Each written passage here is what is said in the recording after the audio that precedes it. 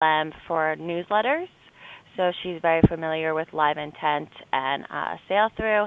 And then we have the product manager, Desiree Hendrickson, who is, oh no.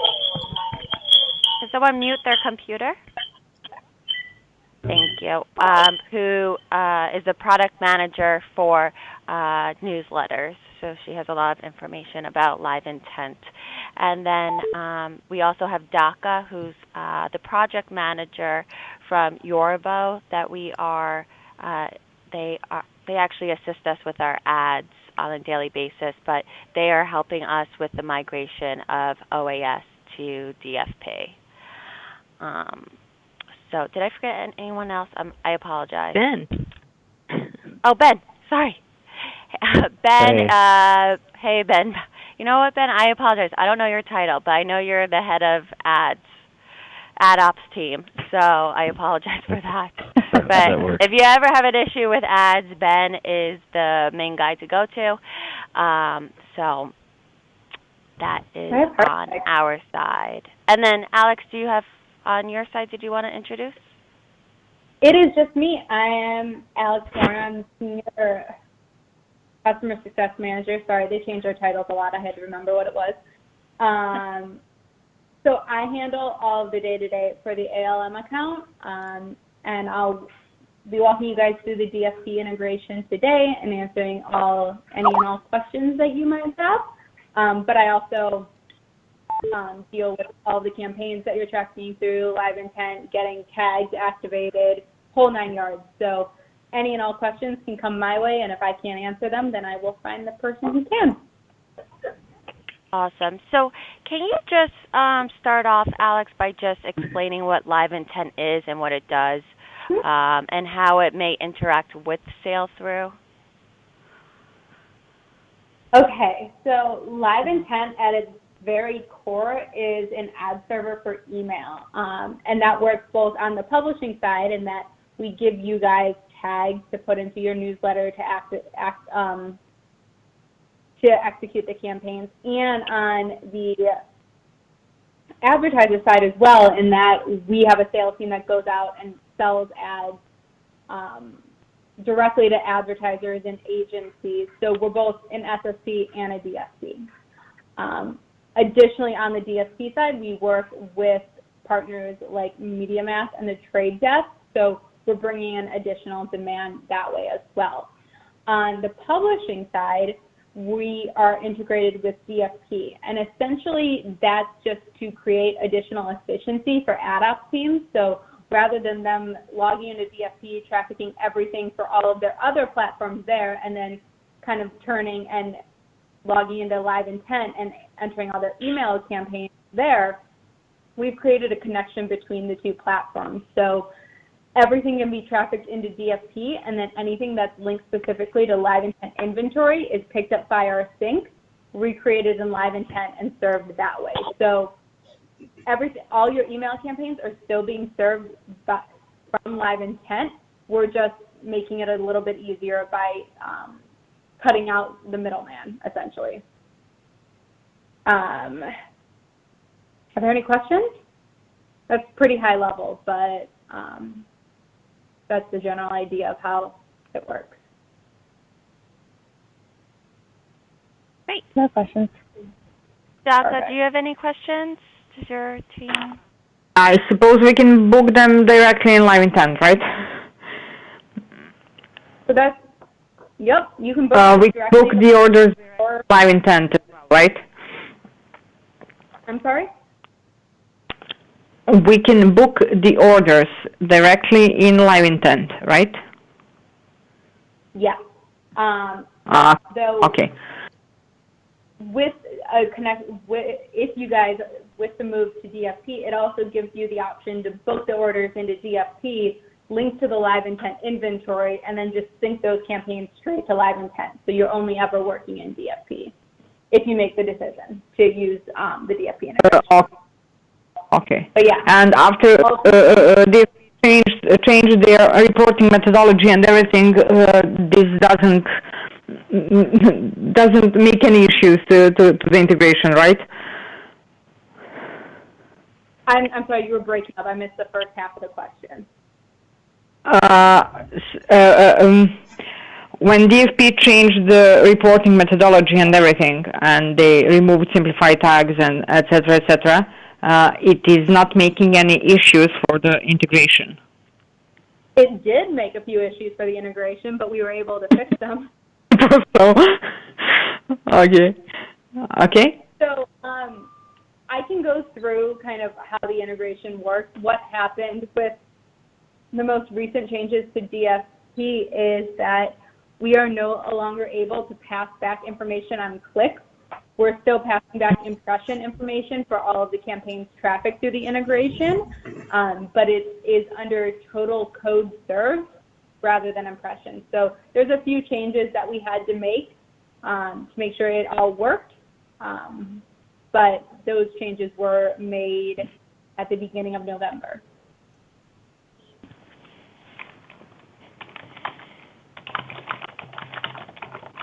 Okay. So is it? Oh. Go ahead. Okay, let's how this looks like. Yeah, let's see. Yeah. So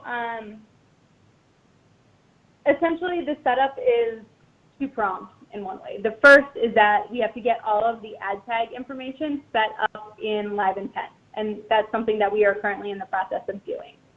Once that's done, or once that's complete as it's going to be, we can set up the DFP integration, which is done via an API connection. So you will essentially give us a service account that allows our server to ping the DFP server, which is how we both pass the Live Intent inventory to DFP, so you'll see all of the Live Intent ad units in DFP, and also sync the campaigns back to Live Intent. That's just an admin level account. It is just two computers talking. There's no humans going in and doing anything there, so you don't need to worry about that. The second thing we ask for, though, is essentially a read-only account we create using a Gmail login, and that's just on the off chance that we need to troubleshoot anything. We're able to log in and at least see the campaigns rather than having you guys screenshot everything. We're able to kind of see it in real time. Once that API connection is made, what happens is we push over to your DFP account all of your ad units. So you'll see them exactly as you see them in Live Intent with the newsletter, and then you can click into the newsletter and see all of the individual ad units. We pass over any bundles that you might be using, which we're not currently set up for, but if you were, we would pass those over. And then we also pass over targeting parameters. So the targeting parameters are actually really important because DFP uses a different database for its age, gender, and geo-targeting than Live Intent does. So in order to make sure that if you were to target a certain geo or a certain gender, that targeting would be executed properly, we actually kind of preset up key value pairs that you would use instead of using the geography or demographic targeting in DFP. And I can show you those in a moment. You basically look for LI underscore and then the target you're looking for, so LI underscore metro, and that will... This is Josh. Can I interrupt for a second? Should we be seeing something? No, I'm just... On the screen? Okay. No, all right. Not yet. So what that will do is it will pull up all of the Live Intent targeting, so you see LI underscore metro, and then you see New York City, Chicago, so on and so forth. So that's the general idea of how this works. And then once you kind of have your campaign all set up and the status is ready, that's what signals the Live Intent system to come in and pull those campaigns from DFP, recreate them in Live Intent, and serve them through the Live Intent tags into your newsletter. We are also passing back, like I said, impression data using a key value pair that we automatically apply onto the line item as part of the sync to Live Intent. So you don't need to worry about anything there. It's all done automatically. Any questions about that kind of general information? So to confirm, this is Josh. I do have a question, and I'm not sure, Alexandria, this is for you. This might be for ALM folk. Maybe Ben can answer, but just walk me through this real quick, Ben. So an order comes in to have an ad placed in one of our newsletters, right? Mm-hmm. So are we saying now that we don't actually book that? We book it in whatever system we're going to do it in, AdBase eventually, but we don't set it up on DFP. It gets set up instead by the Live Intent team? And how do we get the orders to them? Yeah, so what we do now, orders that are booked into AdFront and need to go into a Live Intent supported newsletter. So, for instance, I think Inside Counsel is the only one that we currently have where we're getting display ads over into Live Intent. Maybe there might be one or two others, but I think that's the only one right now. We get the order in, the placement's in AdFront for revenue booking and things of that nature. That is sent. When we send that over to trafficking, Yorbo then takes that order information and then puts it manually into Live Intent right now. So we will book, if it's got like a website portion and then also a newsletter portion in a Live Intent supported newsletter, it's going into two different places, to the ad server for the web portion and then also then to Live Intent for the e-news portion. Gotcha. So Yorbo's actually going to do is eliminate that. So it all goes into DFP and then through the API it goes into Live Intent for the newsletter portion. Gotcha. Thank you. And I just had a quick question on the reporting, if I heard this correctly, Alex. You said that so we will get impression data, but not click data on the display banner. That said, all data, no matter if you're using the DFP integration or not, is available in Live Intent. So we can set up reports to push all of that to you, so that you do have click information or anything that you need there. Yeah, we're gonna have to get that set up because basically we're having to visit two systems then anyway for reporting. Right. Yeah. No, this was definitely a slight disappointment when Google made their changes in October, because before we did support click information, and unfortunately with their most recent change, that's still our outstanding piece that we need to work on. Okay. Is it in the roadmap? Yeah. I'm sorry? Is it on your roadmap to fix and integrate? Or it is like in the next 6 months? But I don't have a timeline for it. So, I'm sorry, going back to just the workflow. So the new workflow, this is probably for Ben, would be, let's say it's the orders entered into AdFront and AdBase, and then it would go to DFP and then Live Intent, or Live Intent and then DFP? It's DFP then Live Intent. In the ideal world that we're all going to be living in here in about a year or so. Okay, perfect. All right, sorry, Alex. No worries. So what I can do is I can take you through how a campaign would be set up. Chances are it's not much different than what you're doing now. There's just a few different things that you need to set up specifically for Live Intent. That might be a little bit different than what you're doing right now. So head over there.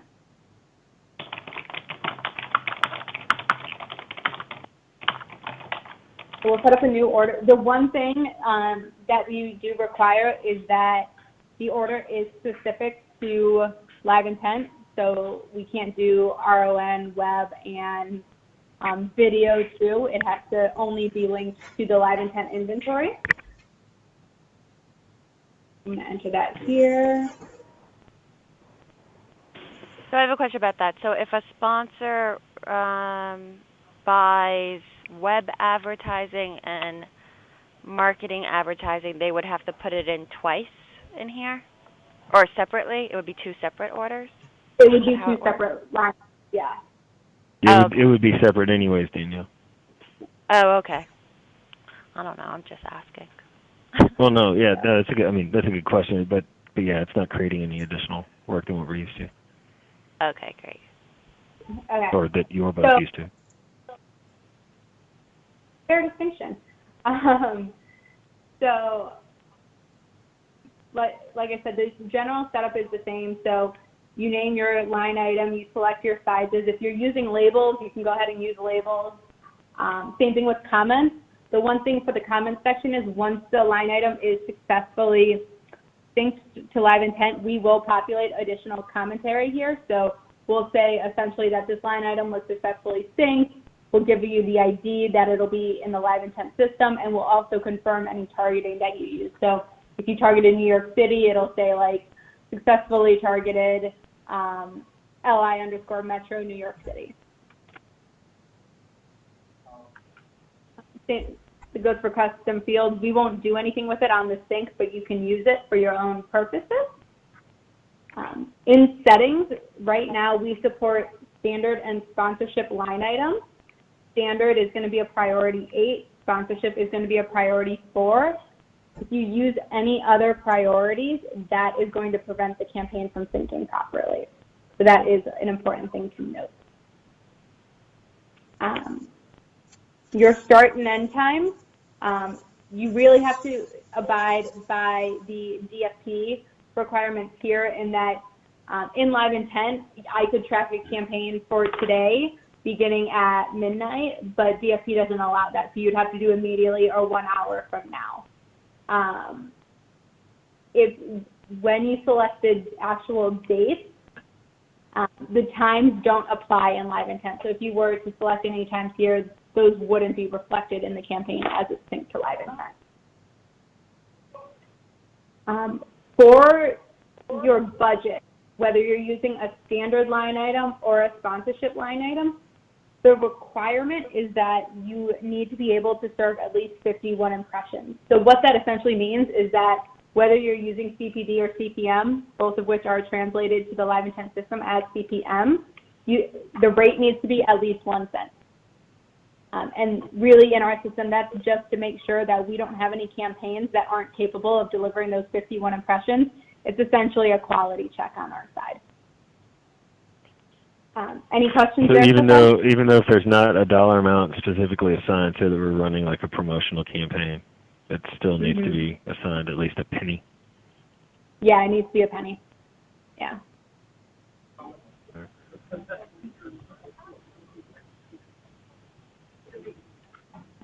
Same thing on standard line items here. So you will want to enter your impression amount, obviously, for the standard line item. In the delivery section, the CPD, I'm assuming, and it's been a while since I've been in DFP, so apologies for the questions. The CPD, is that cost per day?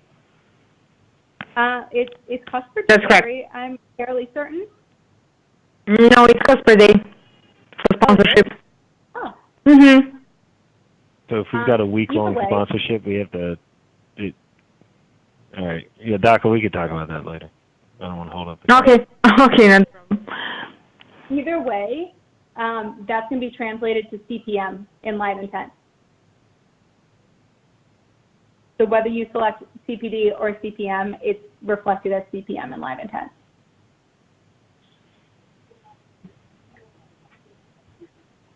So it translates to an effective CPM, or does it just take that dollar amount and plug it into a CPM column?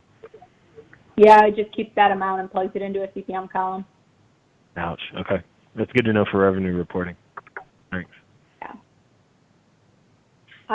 For the adjust delivery section, we recommend leaving it as is, simply because there are combinations that work and there are combinations that don't work.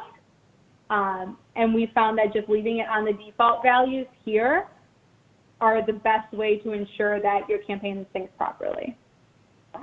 Realistically, we do support one or more. We support one or more, or as many as possible, and we support evenly as well. But at the end of the day, in Live Intent, because we are an auction-based system, we're ultimately looking to serve the best performing creative, regardless of any other settings. So if you have more than one ad size,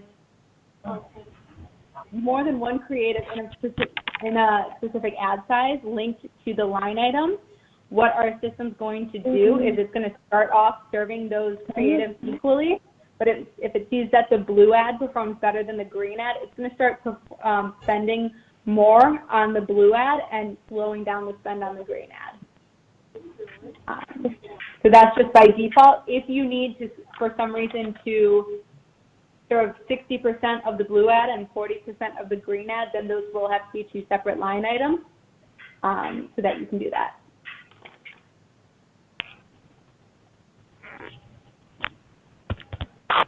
We don't support day or time or frequency capping, so those should be left blank. And then we get into targeting. So as I was mentioning before, you'll see all of your live intent inventory here. What you'll do is you'll find live intent inventory, you'll find your newsletter, and you'll find your ad units, and you'll do an include. Straightforward like that. The one thing you can't do is mix inventory types. So if the line item is targeting Birmingham breaking news and also Austin breaking news, you couldn't link the breaking news 300 by 250 with the Austin breaking news newsletter. You would have to make sure that you're doing it all on the ad slot level, just to make sure that everything is equal on a one-to-one basis. So that's linking your inventory. As I mentioned, you're not going to use the geography or devices targeting here. You'll use key values and audience, and you'll just type in LI underscore, and then you'll see all of the targeting that's available here. So you'll be able to say, I want to target a specific country, type in the United States, and then now you're targeting the United States in live intent rather than using the DFP targeting. We also support using your own key value pairs. You'll want to make sure those are appended to the tags, but as long as you already have them set up in your DFP account, there's no additional work to be done there. You would target them the same way you're used to. Once you're done there, you'll click Save. You'll want to make sure that you have your creative assigned to the line item.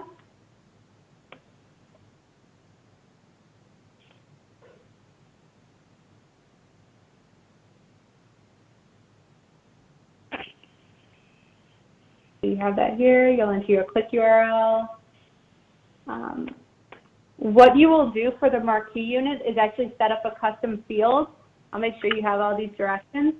So then if it was a marquee unit, you would just select is marquee, say yes, and that'll make sure that we're translating that creative as a marquee image type rather than just an image as part of the sync. So that's the only thing that's a little bit different. If you have a third-party impression tracker, you can enter that here. Otherwise, you'll click Save. Then you have your creative. Everything's all set here.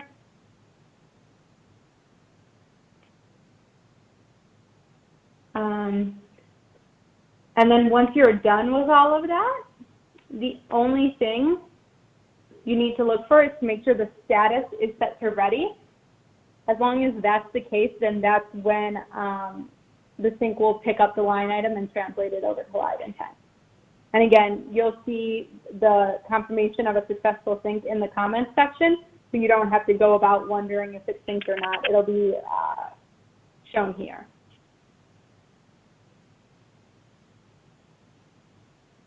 Any questions?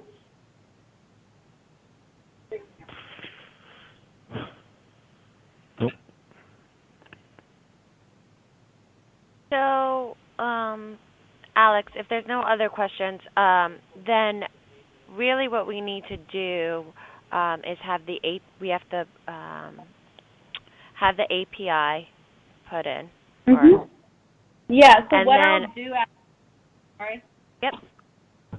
No, go ahead. Saying after this call, I'll send you over the directions so you can look those over. The API directions. And then, Stasha, do you know, do we have to create any additional fields in DFP for live intent, or maybe this is a question for Alex, if you know. The only additional field you'll have to create is that custom field for the marquee unit. That's the only absolute that you'll have to do. But everything else, if it's already in your DFP account, such as key value pairs or anything like that, you can go ahead and use specifically for live intent as well. You don't need to recreate them to be specific for live intent. Okay. And that will be in the instructions that you'll be sending over? It is. Okay, great. All right. Does anyone have any other questions? No, I think we're fine around, and if we have anything during the process, we will make sure to ask them. Perfect. Guys, do you have any questions? Yearbook team?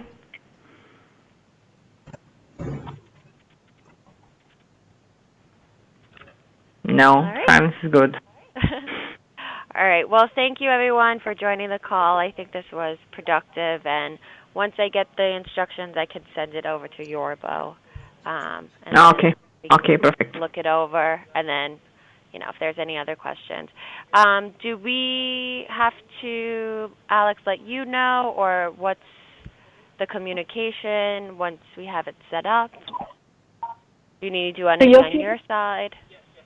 Mm-hmm. Yes. So once you set up the API documentation, and again, this is all in the directions, so you don't have to worry about taking notes. You will send over the email address associated with the API connection, as well as there's going to be a P12 key that downloads. You'll have to send that to me as well. But again, this is all outlined in the directions. And just kind of as you go through the process, you'll want to make sure you note the name of the account, the email address, and then again, that P12 key file. And that's what allows us to establish the API connection.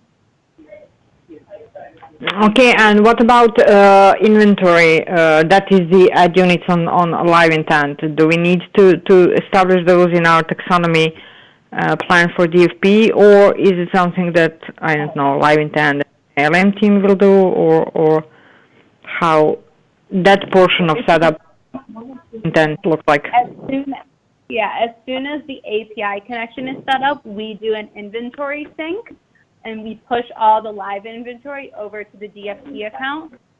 And then once a day, we do an additional inventory sync. So as we create new newsletters, activate them, that will all be reflected in a daily sync over to DFP. Okay, and they will be done on live intent, right? Yeah, live intent does it automatically. Okay, and who is providing you that info? ALM team or that is our question? That's been all provided by Lauren and her team. Okay. All